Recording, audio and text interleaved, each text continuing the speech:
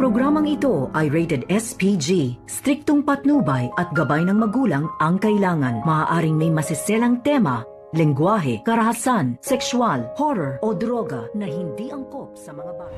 Lord, iligtas niyo po si Lolo. Sana po may mabuting loob na tumulong po sa kanya. Nagdarasal naman itong si Annalyn Santos na sana raw may isang taong tutulong dito kay Lolo Pepe. Napakawalan at alagaan ito. At tila parang dininig naman itong mga panalangin dito ni Annalyn dahil tila nagkaroon ng awa itong pulis na inutusan ni Moira na itago nga itong si Don Pepe. At pinainom niya pa nga ito ng tubig at dito naman na sinabi ni Don Pepe na may mabuting puso din naman pala ang lalaking ito. At sumagot naman ang pulis na ito na kung mabait man daw siya ay wala sana itong si Don Pepe. At maya-maya nga nang makatalikod ang pulis na ito. Dito nga sinabi ni Don Pepe na bibigyan niya ito ng 10 milyon kapalit ng kalayaan ng pulis na ito. Sigurado itong si Don Pepe na hindi na maghihirap ang pulis na ito at mas malaki ang ibibigay niya kaysa kay Moira dahil alam naman nito ni Don Pepe na wala na nga ganun kalaking pera itong si Moira. At dito na pagkasunduan ng dalawa na si Don Pepe at ng pulis na gusto niya sana na kay Annalyn ipaalam kung nasaan ito at papupuntahin itong si Annalyn kung nasaan itinago ng pulis itong si Don Pepe. At hindi na nga nagsayang pa ng oras. Agad na tinawagan ng pulis na ito itong si Dr. Santos at ipinaalam na naroon nga sa kanya itong si Don Pepe. At dito nalaman ngayon ni Annalyn na itong kanyang lolo ay ipinakidnap ka dito ni Moira at kasabwat pa itong si Zoe. Samantala, agad naman na tinawagan ni Carlos Binetes itong si Zoe na magkita nga raw sila dahil sa nababalitaan ngayon ni Carlos tungkol kay Zoe na may kinalaman nga daw ito di umano sa pagkawala ni Don Pepe. At dito naman na maiyak-iyak itong si Zoe dahil alam niya sa kanyang sarili na may alam talaga siya dahil sa nalaman nga dito ni Don Pepe ang tunay niyang pagkatao dahil nagpa-DNA test na itong si Don Pepe at itong si Zoe.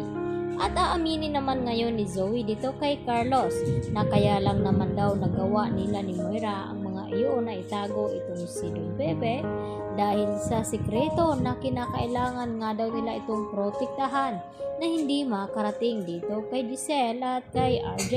Dahil tiyak daw itong si Zoe na kapag nalaman dito ni RJ at Giselle, tiyak na mapapalayas nga raw siya sa Apex at wala ni Singkong Duling na mamanahin sa kanyang ama-amahin na si RJ.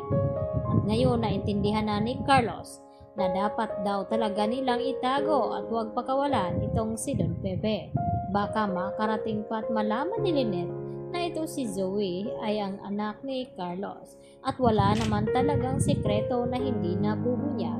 At dahil dito nagmamasid-masid naman itong si Lynette dito kay Carlos dahil sa kanya ring napapansin na ugali nito na tila hinihigpitan ngayon ni Carlos itong si Lynette at pinagbabawalan kung ano ang kanyang ginugustong isuot. At malalaman din ito ni Annalyn na hindi nga masaya itong si Lynette dito kay Carlos na kung bakit kasi pinili ni Lynette na pakisamahan at pakasalan itong si Carlos kaysa kay dito kay RJ. At tila may naaamoy naman na hindi maganda itong si Giselle dito kay Moira kaya palihim din na kumikilos itong si Giselle at RJ dahil alam nito na may kakaiba nga dito kay Moira sa mga kilos baka may kinalaman nga ito sa pagkawala nga ngayon ni Don Pepe dahil naniniwala itong si Giselle dito kay Annalyn sa kanyang nakita tungkol dito sa wheelchair na baka may kinalaman talaga itong si Moira. At ang huling pangkausap dito ni Don Pepe ay walang iba kundi ito nga si Zoe. Kaya hindi imposible na nagkasabuatan ang dalawang mag-ina. Kaya magkakaalaman na nga iyan sa mga susunod na episode dito sa Abot Kamay na Pangarap. Yan lang po at marami pong salamat at huwag niyo po sanang kalimutan i-like at i-subscribe ang aking munting channel.